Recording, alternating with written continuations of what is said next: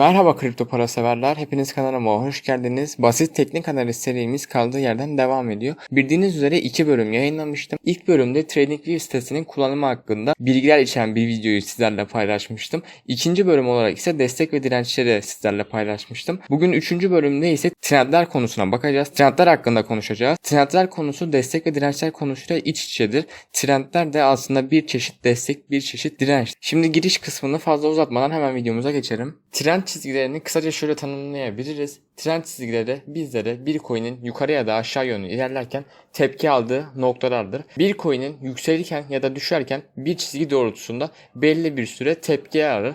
Bu tepki aldığı noktaları birleştirmemiz sonucunda ise yukarı yönlü ya da aşağı yönlü trendler çıkar. İki çeşit trendimiz vardır. Birincisi yükselen trend, ikincisi ise düşen trend. Birazdan örneklerle ikisine de bakacağız. Bu trend çizgileri sayesinde fiyatın nereden yükselme potansiyelinin olduğunu ve doğru alım veya satım yerleri hakkında fikirler alabiliriz. Bir önceki videomda destek ve dirençlerden bahsetmiştim. Trendler için de destek ve direnç için sizlere verdiğim kurallar aynı şekilde geçerlidir. Eğer o videomu izlemediyseniz o videoyu izleyip destek ve direncin ana kurallarını öğrenmeniz sizin faydanıza olacaktır. Trendleri destek ve dirençlerin bir farklı çeşidi olarak düşünebilirsiniz. Şimdi grafiğimize geçtik. Hemen örnekler üzerinden size trendleri anlatayım. İlk olarak düşen trend örneğine bakacağız. Şimdi grafiğe baktığımızda fiyatın sürekli düşen tepeler yaptığını görüyoruz. Trend çizerken bizim dikkatimizi çekmesi gereken iki şey var. Ya yükselen dipler ya da düşen tepeler. Bu ikisi çok önemli. Yükselen dipler ile düşen tepeler çok önemli. Ekrandaki grafiğimizde ise düşen tepeler görüyoruz. Burada bir tepemiz var. Arkasından bir tepe daha geliyor. Önceki tepeye göre aşağıda. Burada bir tepemiz daha var. Önceki tepeye göre aşağıda.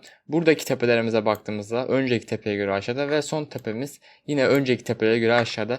Yani fiyatımız bariz şekilde aşağı doğru düşüyor. Düşen tepeler yapıyor. Bizim amacımız bu düşen trendleri bulup bunları trend çizgisiyle birleştirip kendimize fiyatın nereden dönebileceği konusunda fikirler elde etmemiz, fikirler çıkartabilmemiz. Ekranımı temizledim. Araçlar kısmından trend çizgisi alabilirsiniz veya ok çizgisi de alabilirsiniz. İlk bölümde sizlere bunların detaylarını anlatmıştım. Ben ok çizgisini alıyorum. Şimdi bu tepeleri birleştireceğiz. Bu tepeleri birleştirirken nereden birleştireceğimiz sorusu insanların kafasını çok karıştırıyor. Ben destek ve dirençlerde anlattığım bir olay vardı. Destek bölgesi ve direnç bölgesi diye. Aynı şeyi trendler için de uyguluyorum. Yani trend bölgesi adı altında bir bölge oluşturuyorum kendime. Bunu nasıl oluştururum? Hemen onu sizlere göstereyim. Öncelikle grafikteki mum kapanışlarını birleştiriyorum. Ok çizgimi aldım. Şu şekilde ekranı yaklaştırıyorum kendime. Mum kapanışlarını birleştirerek trendimi çiziyorum aşağı yönlü. Yakınlaştırarak göstermek istiyorum. Şu şekilde mum kapanışlarını birleştiriyorum. Böyle iyice mum kapanışlarına gelecek şekilde trendimi çizdim. Şimdi ikinci bir trend çizgisi çizeceğim. Onu göstereyim. İlk çizdiğiniz trendin üstüne sağ tık yapıyorsunuz. Daha sonrasındaki burada klonla seçeneği var. Klonlaya bastıktan sonra İlk çizdiğiniz çizgiyle aynı açıda bir çizgi ekrana geliyor. Bu çizgiyi de alıp iğne kapanışlarının ucuna doğru koyuyorum. En büyük iğnenin zirvesini de alabilirsiniz. Daha orta boylu bir iğnenin zirvesini de alabilirsiniz. Yani bunu biraz göz kararınızda kalmış bir şey. Şu şekilde koymanız size bir trend bölgesi oluşturacaktır. İki tane çizgi var. Bu iki çizgi arası bizim trend bölgemiz oluyor. Şöyle baktığımızda ise çok güzel çalıştığını göreceksiniz. Bu trendi önceden çizmiş olsanız, mesela şu an sağ tarafı görmeyin. Fiyat şuradayken çizmiş olsaydınız ileride şuraya attığı iğne ile belki de milimetrik bir şekilde gireceğiniz short işlemi sayesinde iyi kazançlar elde edecektiniz. Buradan aşağı doğru hesapladığımızda %34'e yakınlık aşağı yönlü hareket ettiğini, yani %34'lük bir kazanç oranı sağlayacağını görüyoruz. Trendimizin devamına baktığımızda ise fiyatımızın trende çarptığını, daha sonrasında aşağı gelmek yerine trendin üstüne çıktığını gözlemliyoruz.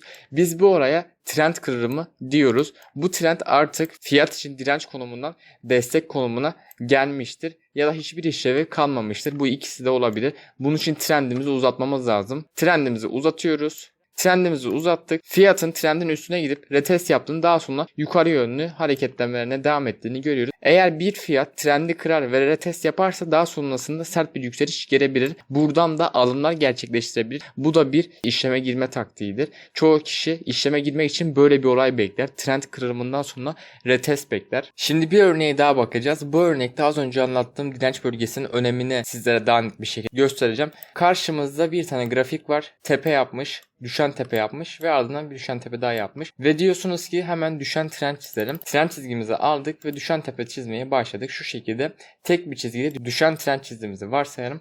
fiyatımız yükseliyor. Burada takılıp aşağı doğru yöneliyor.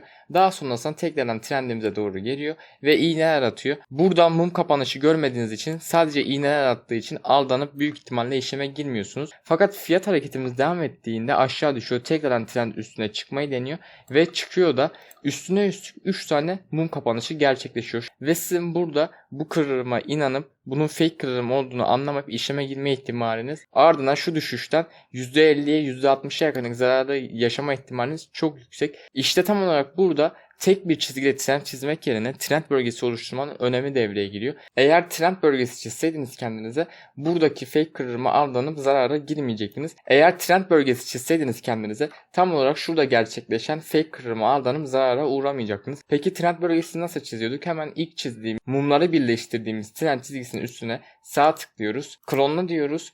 Klonladığımız ikinci çizgiyi ise iğnelerden birleştiriyoruz. Şurada grafiğimizde bir iğne oluşmadığı için diğer tepeye bakıyorum.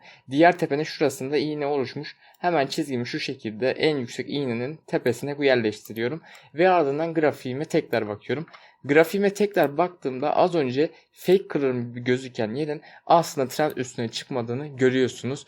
Ve bu sayede kendinizi güvene alıyorsunuz. Ardından fiyatımız trendin altına düşüyor ve trendi kırmak üzere tekrardan trende yöneliyor. Baktığınız üzere burada bir süre oyalanıyor. Daha sonrasında trendi kırıp bir retest yapıp uçuşa geçiyor fiyatımız. Şimdi bir başka grafiğimize geçiyoruz. Bu grafikte ise yükselen trende bakacağız. Yükselen trend için bize yükselen dipler lazım.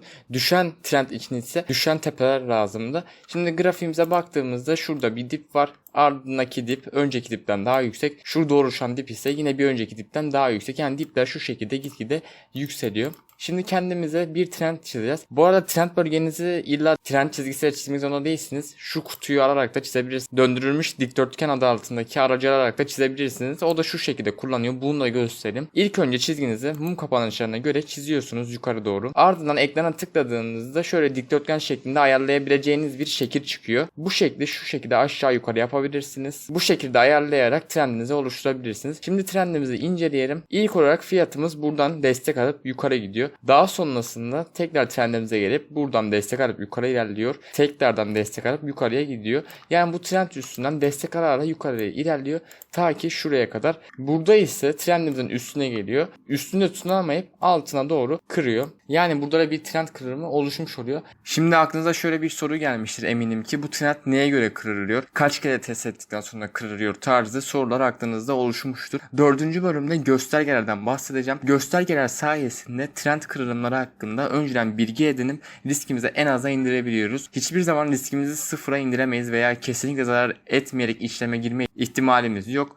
4. bölümde göstergeleri anlatacağım. Bir de işlemlerimize, pozisyonlarımıza stop koymadan bahsedeceğim. Bu sayede riskinizi ve zararınızı en aza indireceksiniz. Bir bölümün daha sonuna geldik. Beni izlediğiniz için hepinize teşekkür ederim. Herkese bol kazançlar dilerim. Hoşça kalın.